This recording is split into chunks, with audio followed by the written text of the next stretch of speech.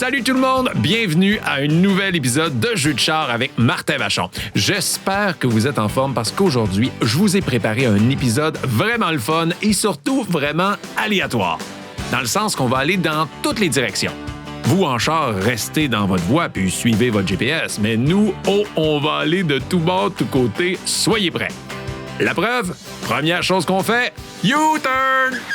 Oh que oui, demi-tour, direction le dernier épisode. On s'est laissé la dernière fois avec une petite devinette. Eh bien, c'est le moment de vous donner la réponse. Je vous répète la devinette. Je suis là où le présent est après le futur, mais où le futur est avant le passé. Eh bien, la réponse était le dictionnaire. Et oui, dans le dictionnaire, le mot présent est après le mot futur et le mot futur est avant le mot passé. Fallait y penser.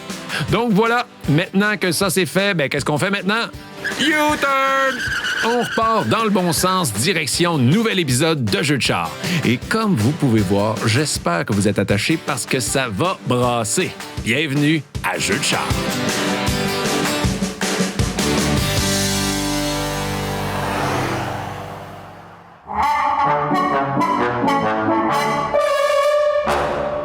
Bon, on commence ça comme d'habitude avec notre traditionnel petit quiz fun fact. Mais je vous ai averti en intro, c'est un épisode un peu aléatoire, donc soyez prêts à tout. Première question. En Finlande, on pratique un sport assez spécial, mais tout de même reconnu de façon officielle, lequel? A. Le javelot sous-marin. B. Le déboulage d'escalier synchronisé. C. Le botté du pneu. Ou D, le lancer du cellulaire.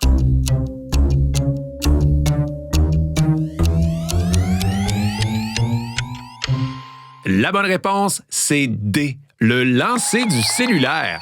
Oui, c'est un vrai sport. Là. Il y a des classements, puis tout. Il y a même des catégories. Le lancer solo, le lancer en équipe, le lancer freestyle, qui note le style du lancer plutôt que sa longueur. Il y a même la catégorie junior pour les 12 ans et moins. Je ne sais pas s'ils doivent lancer des téléphones jouets. La vache fait meuh. Ouais, mais la vache, elle va faire meuh là-bas. Pour les curieux, le record officiel du lancer du cellulaire le plus loin est détenu par Mikko Lampi, avec tout près de 95 mètres. Quand même, c'est le cas de dire, c'est un appel longue distance. On poursuit en royauté. Prochaine question. Quelle couleur était autrefois réservée exclusivement aux rois? A. Le pourpre. B. Le doré. C. Le rouge. Ou D. Le brun, la couleur de l'amour.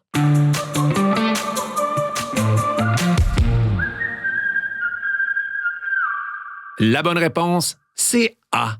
Le pourpre. Et oui, le pourpre, un genre de violet foncé, c'était réservé à la royauté parce que sa teinture est extrêmement coûteuse à produire. C'était fabriqué à partir de sécrétions d'escargots de mer. Ouais. Le mélange pour la teinture était fait à partir de liquide provenant de glandes d'escargots de mer et pour produire 1 gramme de pourpre pour ensuite pouvoir teindre des tissus, mais ça prenait environ 10 000 escargots de mer. C'est beaucoup d'escargots de mer. Donc, en raison de sa rareté, le violet est devenu un symbole de richesse, de pouvoir et de statut royal. C'est drôle parce qu'aujourd'hui, le violet, c'est plus un signe de calme, de sérénité, comme la couleur lilas, la lavande, les dents de ma femme après une bouteille de vin rouge. Tinky Winky. Vous l'aviez oublié, hein, Tinky Winky? Vous aviez oublié ça, l'existence des Teletubbies. Tinky Winky. Eh bien, je suis là pour m'assurer que vous ne les oubliez jamais. Moi! Bon, j'en ai peut-être un peu trop mis. Pour changer de sujet, surprise, question bonus. Je vous l'avais dit que ça pouvait aller dans tous les sens aujourd'hui. Donc, question aléatoire comme ça, quel sport possède le terrain de jeu le plus grand du monde? Pensez-y. Quel sport possède le terrain de jeu le plus grand du monde? La bonne réponse, le golf. Et oui, le golf, c'est logique, fallait y penser. Un terrain de golf, c'est grand, tellement grand, mais moi, je trouve quand même le moyen de ne pas rester dessus. 4! On retourne au quiz fun fact. Quelle saveur de croustille est la plus vendue à travers le monde? A. Barbecue. B. Sel et vinaigre. C. Nature. Ou D. Sûrement pas crème sûre et oignon.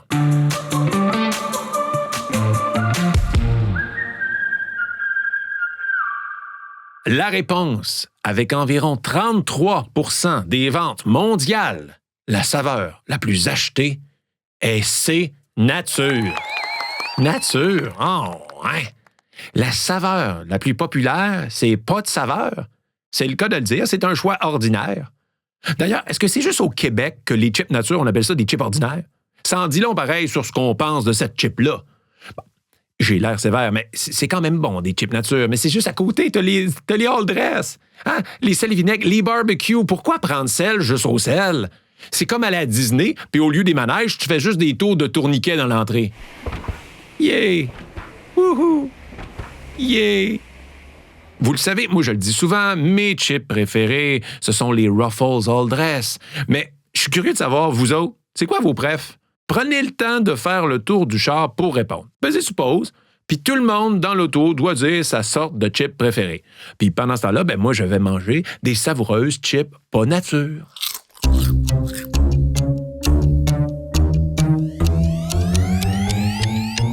Puis, beaucoup de gens ont répondu nature. Je ne pense pas, hein?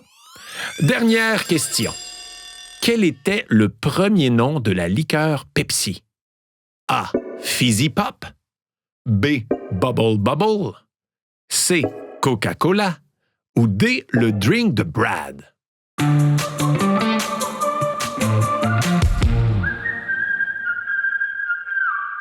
La bonne réponse, c'est D. Le drink de Brad. Et oui, son premier nom était Brad's Drink, le drink de Brad, en l'honneur de son inventeur, le pharmacien Caleb Bradham.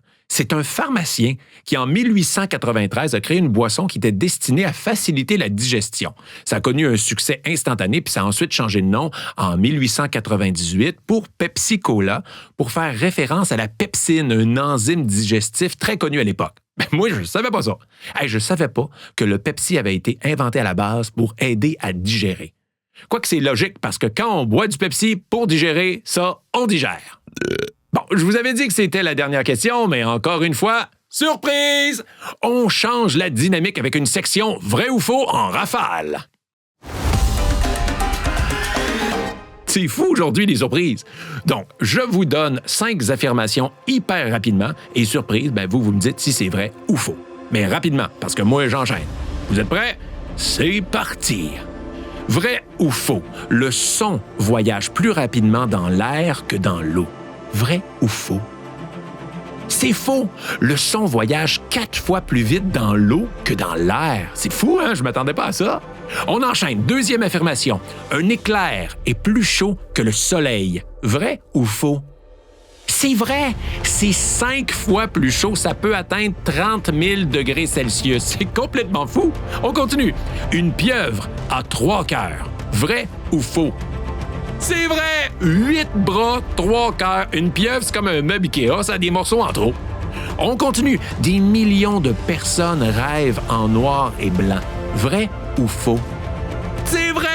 10 à 15% de la population mondiale rêve en noir et blanc.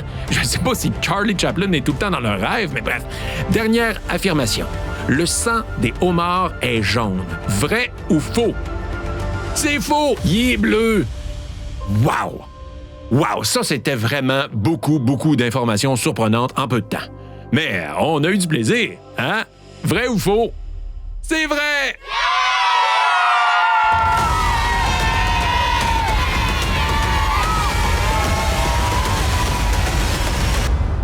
Ce segment était présenté par notre partenaire Tréma Café. Comme prochain jeu, on va mettre à l'épreuve vos connaissances cinématographiques avec un jeu que j'adore, Droit de réplique. Vous allez voir, c'est super simple. On a déjà joué. Je vous fais écouter une réplique de film et je vous pose une question ensuite. Mais aujourd'hui, on complique un peu les choses. Donc, si vous êtes vraiment connaisseur, vous allez pouvoir faire plus de points. Car pour chaque réplique, vous avez la possibilité de faire 6 points. 1 point pour le titre du film, 2 points pour le nom de l'acteur ou de l'actrice et 3 points pour le nom du personnage. Ça, des fois, c'est plus compliqué. Donc, c'est le temps de laisser parler le ou la cinéphile en vous. On part ça. Voici la première réplique. On ne laisse pas bébé dans un coin.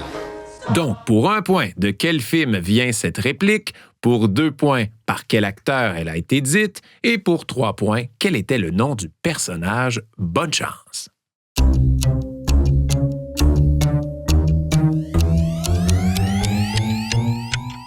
Les bonnes réponses. La réplique venait du film Dirty Dancing, Danse lascive en français. Elle a été dite par l'acteur Patrick Swayze et son personnage était Johnny Castle.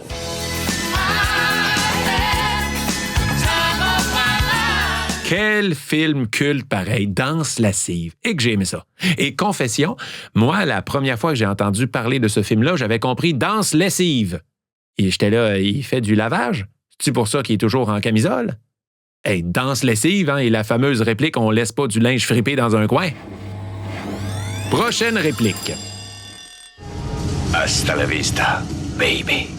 Donc, de quel film vient cette réplique? Par quel acteur elle a été dite? Et quel était le nom du personnage? Bonne chance!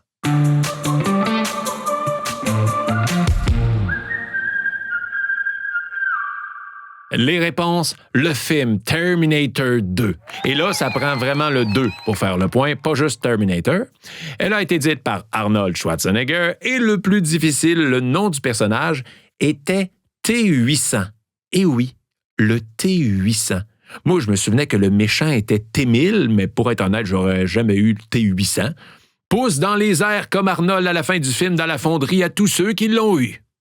Et pour vrai, ce film-là, Terminator 2, moi j'aime ça dire ça en anglais parce que je suis tellement bilingue, c'est constamment une source de conflit chez nous. Tu sais, moi je veux écouter mon film préféré, celui qui me rappelle ma jeunesse, que j'imitais en jouant avec mes amis, puis ma femme, elle veut jamais. Elle dit « Je suis tannée d'écouter Danse lascive, on peut-tu mettre Terminator 2 à la place? Gna, gna, gna. » OK, on va mettre Terminator.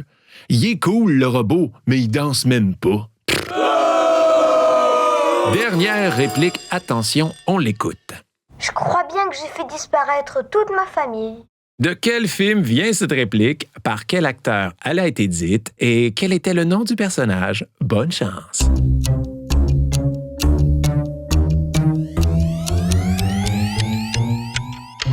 Les réponses, le film Maman, j'ai raté l'avion, dit par l'acteur Macaulay Culkin et son personnage mythique de Kevin McAllister. Ah! Quel film incroyable qu'on écoute en famille à chaque année. Moi, c'est une tradition chez nous d'écouter ce film-là. Mes enfants adorent ça. Moi, ça peut pas être Noël chez nous sans avoir écouté ce film-là. C'est un classique. La preuve, tout le monde, complétez la réplique suivante. Kevin n'est pas là, Kevin n'est pas là, Kevin n'est pas là. Je pense que pas mal tout le monde dans leur char viennent de crier Kevin! On poursuit notre épisode aléatoire avec surprise, un nouveau jeu. Un nouveau jeu que j'ai appelé « Nom d'un prénom ». Le prénom qu'on porte, c'est important. Je ne sais pas si vous vous rappelez, il y a quelques années, un juge au Canada qui avait légalement empêché des parents de nommer leur fille Spatule. Oui, Spatule. Une chance que le juge a empêché ça. Hey, tu peux pas nommer tes enfants en regardant tes outils de cuisine, des plans pour qu'on prenne les présences à l'école plus tard puis que ça fasse... Spatule. Présente. Épluche patate. Présent. Air fryer jumbo 2 paniers. Ici. Bref, tout ça pour dire que les prénoms, c'est important et ça va être le sujet de notre jeu. Donc là, tout le monde va jouer ensemble dans la voiture. Vous devez brainstormer en équipe et en venir à un consensus pour répondre. Première question. Nommez les 5 prénoms de garçons les plus populaires au Québec en 2026. Pas obligé d'être dans l'ordre, on veut seulement le top 5. Donc, pesez sur pause et brainstormez en équipe. C'est quoi les prénoms les plus populaires de garçons au Québec?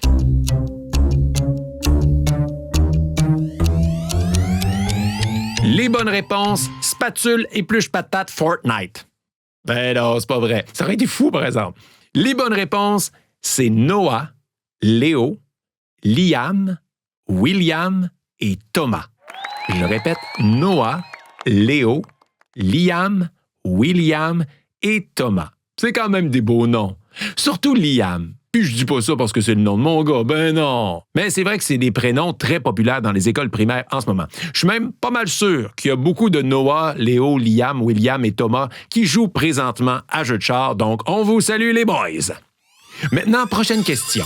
Même chose, mais du côté des girls. Nommez les 5 prénoms de filles les plus populaires en 2026 au Québec. Pas obligé d'être dans l'ordre, on veut seulement le top 5. Donc, pesez sur pause et brainstormez en équipe. C'est quoi les prénoms les plus populaires de filles au Québec?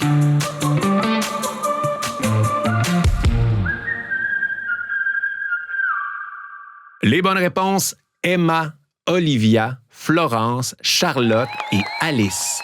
Je répète, Emma, Olivia, Florence, Charlotte et Alice. C'est quand même des prénoms de femmes cool quand tu regardes ça, là. Emma Watson, d'Harry Potter, la chanteuse Olivia Rodrigo, Florence Lompré, Charlotte Cardin, Alice au Pays des Merveilles. Sont toutes cool! Et comme les gars, je suis pas mal sûr qu'il y a beaucoup de filles qui s'appellent comme ça, qui nous écoutent en ce moment, donc on vous salue aussi les girls. C'est le fun comme jeu, hein? OK, là, on va se faire une version animale maintenant. Ben, animal, pas la toune de France d'amour, là. Animal dans le sens qu'on va essayer de trouver les noms d'animaux de compagnie les plus populaires au Québec. Donc là, on veut pas de top 5. Là, vous allez devoir trouver, selon vous, le nom de chiens mâles et femelles les plus populaires au Québec. Donc, un nom pour les mâles, puis un nom pour les femelles. Qu'est-ce qui est le plus populaire, selon vous? Pesez sur pause, brainstormez en équipe. Wouf!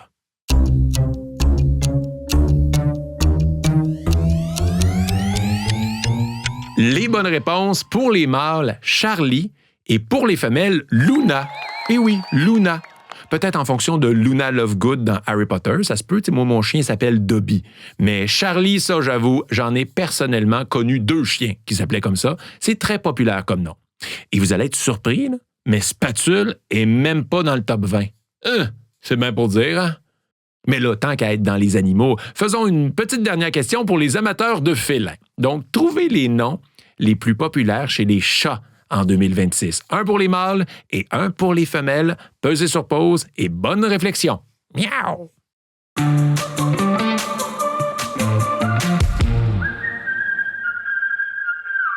Les bonnes réponses pour les mâles, Minou, et pour les femelles, Minette. Vraiment? Minou et Minette, c'est ça les plus populaires? C'est l'équivalent de nommer un chien chien-chien? Bon, il y avait quand même très serré au classement des noms comme Grisou, Timine, mais quand même Minou et Minette. Finalement, Spatule, c'était vraiment pas si pire que ça.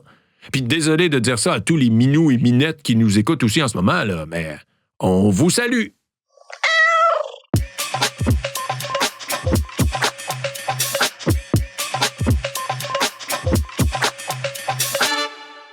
Jeu de char avec Martin Vachon est possible grâce à notre partenaire Randolph Pub Ludique. Grâce à eux, on peut s'amuser en auto, dans leur pub ludique et même à la maison. Là, je vous ai fait assez travailler depuis le début de l'épisode. C'est le moment de relaxer un peu avec le moment niaiseux. Vous avez peut-être remarqué, mais il y a toujours un moment dans le jeu de char où j'aime donner une petite pause à votre cerveau. Soit pour vous faire rire ou vous faire jouer à de quoi de vraiment niaiseux, eh bien aujourd'hui, on va combiner tout ça en se concentrant justement sur des gens niaiseux. C'est rare que j'insulte des gens, mais je me donne le droit aujourd'hui parce que je parle de criminels niaiseux. Donc, je vais vous raconter 2 histoires de criminels un peu dommés et ensuite, vous allez simplement devoir juger qui est le pire criminel entre les 2. Facile de même. C'est le moment niaiseux. Donc, qui est le pire criminel? Criminel A.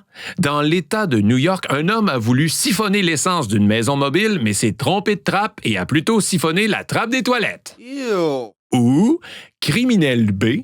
Un homme qui a réussi à éviter la prison en promettant de payer 9 000 $ en dommages et intérêts, mais qui a payé ce montant-là avec un faux chèque et a donc été mis en prison. Donc, c'est le temps de voter pour le pire criminel selon vous. Le gars qui a siphonné le tuyau des toilettes ou le fraudeur idiot?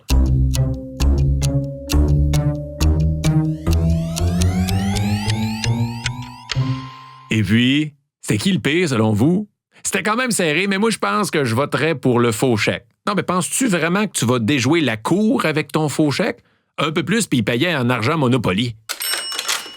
Non, et pour vrai, le siphonneux de gaz, là. C'est une erreur qui se peut quand même, là. Le propriétaire de la maison mobile a même pas porté plainte. Il a dit, et je cite, « J'ai tellement ri en le voyant faire, je lui ai pardonné. » OK, un autre petit duel niaiseux vite. Criminel A.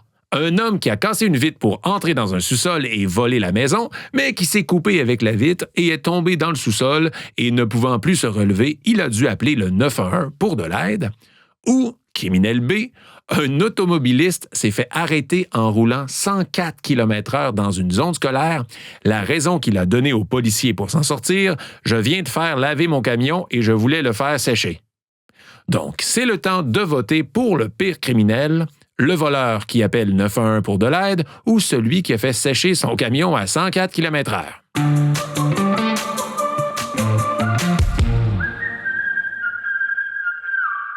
Encore une fois, c'est serré, mais je dirais que pour moi, le pire criminel est celui qui roulait vite dans une zone scolaire. C'est premièrement pour le principe, mais surtout, il pensait à quoi?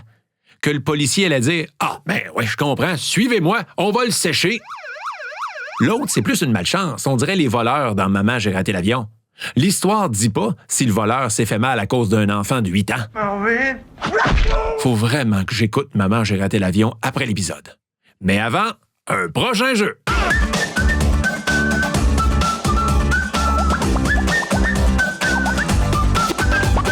Ce segment a été présenté par Tréma Café, du café latte frette en canette fait au Québec.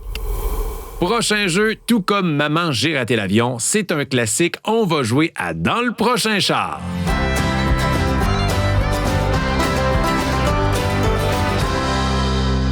Dans le prochain char, c'est simple. Je vous demande d'imaginer quelque chose à propos du prochain véhicule qui vous dépasse. Par exemple, ça pourrait être le prochain char qui vous dépasse ou que vous dépassez. Vous devez me dire si la personne qui conduit est, selon vous, le genre à se licher les doigts après avoir mangé des côtes levées. Donc, quand vous croisez le véhicule, vous devez regarder la personne et vous demander si cette personne-là serait le genre à faire ça, oui ou non. Et là, vous en discutez entre vous. Vous comprenez le principe? Regardez, on va le tester. C'était pas ça mon jeu de prévu, mais voyant la réaction des membres de l'équipe en studio à mon exemple, on va le tester. Hein, on est là aujourd'hui, c'est l'épisode aléatoire. Donc, allons-y, préparez-vous en régie.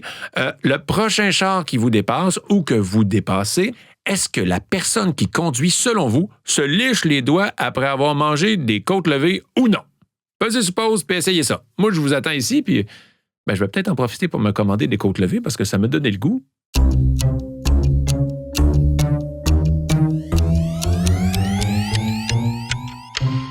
Et puis, beaucoup de liches de doigts sur la route? Moi, je dirais, ça dépend avec qui. Hey, sur une date, OK, dans mon ancienne vie, j'avais déjà commandé des côtes levées, puis j'essayais de les manger avec un couteau et une fourchette. Moi, vous dire, c'est comme essayer de couper un steak avec une cuillère, c'était pas l'idéal. Donc là, allons-y maintenant pour ma vraie question. Vous allez voir, ça va être plus simple. Tentez de prédire si le prochain char qui vous dépasse ou que vous dépassez a quelque chose d'accroché à son rétroviseur. Tu sais, des fois, il y a des sapins sans bon, des dés en minou, des côtes levées.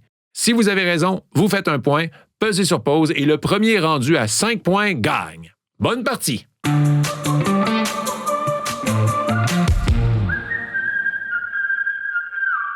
Et puis, beaucoup de stock accroché dans les véhicules dans votre coin? Hey, moi, j'ai déjà vu une personne avec un attrapeur de rêve. Et ça me terrifiait parce que ça laisse sous-entendre que des fois, tu rêves au volant, donc tu dors. Je veux pas faire de la route avec toi. Je préfère les gens avec les petits gants de boxe. Tu sais, ça me donne l'impression qu'ils font de la boxe puis que j'aurais le feeling d'être plus en sécurité avec eux. Tu sais, si quelqu'un nous rentre dedans en voiture parce que, je sais pas moi, elle dormait au volant. Bon, laissons un peu les autres voitures de côté pour nous diriger vers le merveilleux monde de la musique, car c'est le moment de jouer à notre quiz musical. Le quiz musical. Comme la thématique d'aujourd'hui est d'être un peu aléatoire, eh bien, notre quiz musical aussi sera aléatoire. Il sera sur shuffle, comme on dit. Plein de jeux différents, donc soyez prêts, je pèse sur play, on commence. Premier jeu. Je vous pose des questions sur des chansons québécoises et sur l'histoire racontée dans les paroles. On va voir si vous écoutez vraiment ou non quand les chanteurs parlent. Donc, première question. Dans Embarque ma belle du groupe Caïn, que va-t-on faire après avoir bûché du bois?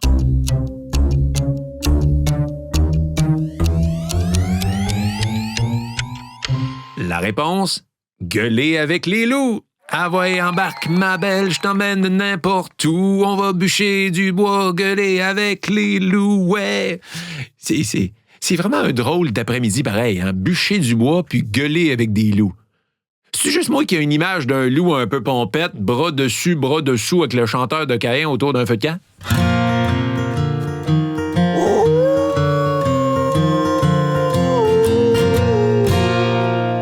Bref, deuxième question.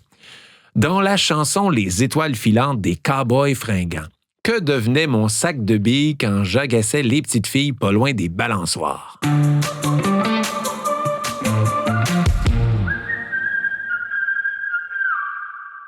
Réponse, ça devenait un vrai trésor. Puis moi, pour vrai, là, mes billes au primaire, c'était vraiment mon petit trésor. Hey, j'avais même un petit sac banane. J'avais un sac banane avec toutes mes billes dedans. Puis c'était mon sac de billes. J'étais un peu comme Gollum au primaire. On change de jeu. Deuxième jeu. Maintenant, je vous nomme un personnage sorti d'une chanson et vous devez me donner le titre de la chanson. Premier personnage, dans quelle chanson retrouve-t-on Hakim, le fils du forgeron?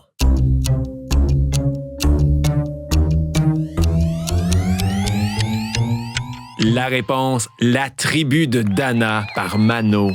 Ah, on va se dire, c'est plus rare à trouver aujourd'hui, hein, des fils de forgerons. C'est plus un métier très convoité, hein, un peu dans la catégorie des réparateurs de fax. Deuxième personnage, dans le folklore québécois, qui se parfume à térébenthine et couraille la rue Sainte-Catherine?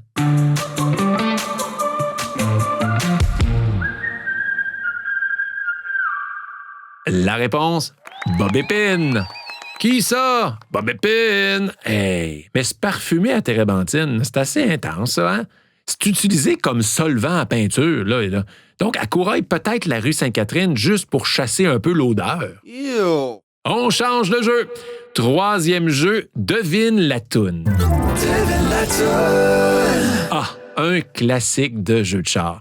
J'essaie de vous faire deviner une chanson en la reproduisant d'une manière spéciale. Et aujourd'hui, ça va être vraiment spécial. Je vais tenter de vous faire deviner les tounes en me tapant d'en face. Bon, peut-être pas aussi fort que ça, mais je vais vous faire des bruits de bouche en me tapant sur les joues comme ça, genre. Donc, bonne chance de deviner les chansons. Je vais faire de mon mieux. Première chanson.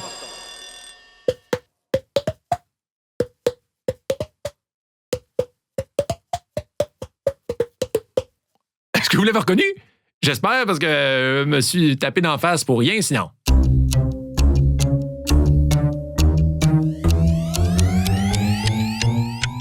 La réponse, Papa Outé de Stromae. C'est Outé, Papa Outé. Écoutez.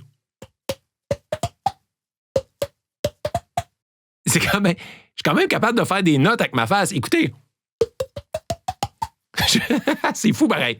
Et fou, c'est le bon mot à utiliser pour les gens qui me regardent présentement me taper dans la face en studio.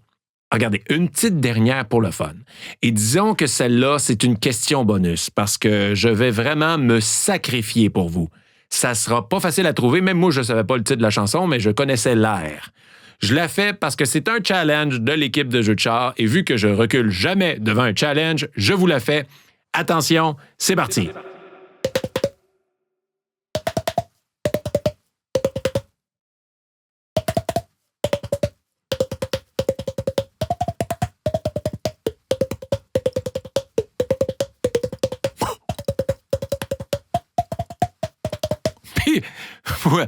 Vous l'avez reconnu?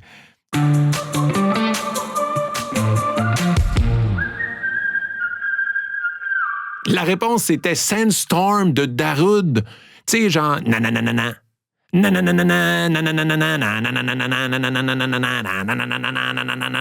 s'appelle Sandstorm, chanson-là, mais moi, j'ai toujours appelé ça Ah, mais bon, à partir de maintenant, à chaque fois que je vais l'entendre, je pense que je vais avoir mal à la face.